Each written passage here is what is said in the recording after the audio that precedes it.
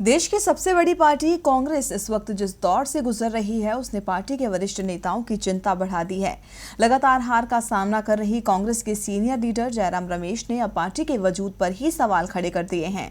राज्यसभा सांसद जयराम रमेश का मानना है कि पार्टी इस वक्त अस्तित्व के संकट से जूझ रही है और उस पर अप्रासंगिक होने का खतरा मंडरा रहा है। उन्होंने कहा कि प्रधानमंत्री नरेंद्र मोदी और भाजपा अध्यक्ष अमित शाह की तरफ से पेश चुनौती से निपटने के लिए पार्टी नेताओं को सामूहिक प्रयास करने होंगे।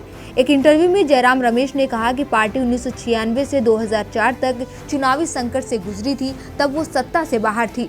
पार्टी 1977 में भी चुनावी संकट में फंस गई थी, जब वो आपातकाल के बाद चुनाव हार गई थी। लेकिन जयराम रमेश के अनुसार कांग्रेस का संकट पिछले संकटों की तुलना में काफी अलग है। जयराम ने कहा कि कांग्रेस के लिए यह सोचना पूरी तरह से गलत है कि भाजपा शासित राज्यों में सत्ता विरोधी लहर अपने आप काम करेंगी। उन्होंने कहा कि हमें यह समझना होगा कि हम मोदी और शाह के खिलाफ हैं। वे अलग तरीके से सोचते हैं, उनकी कार्यशैली अलग है और अगर हम अपने दृष्टिकोण में लचीलापन नहीं लाएंगे तो अप्रासंगिक हो जाएंगे।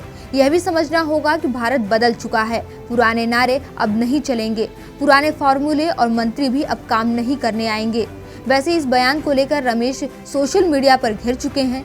वहीं पत्रकारों ने उनके इस बयान को लेकर सवाल उठाए हैं कि रमेश जी 10 साल तक पार्टी के एडवाइजर थे और इस दुर्गति के लिए क्या उनकी जिम्मेदारी नहीं बनती। डीबी लाइव की रिपोर्ट।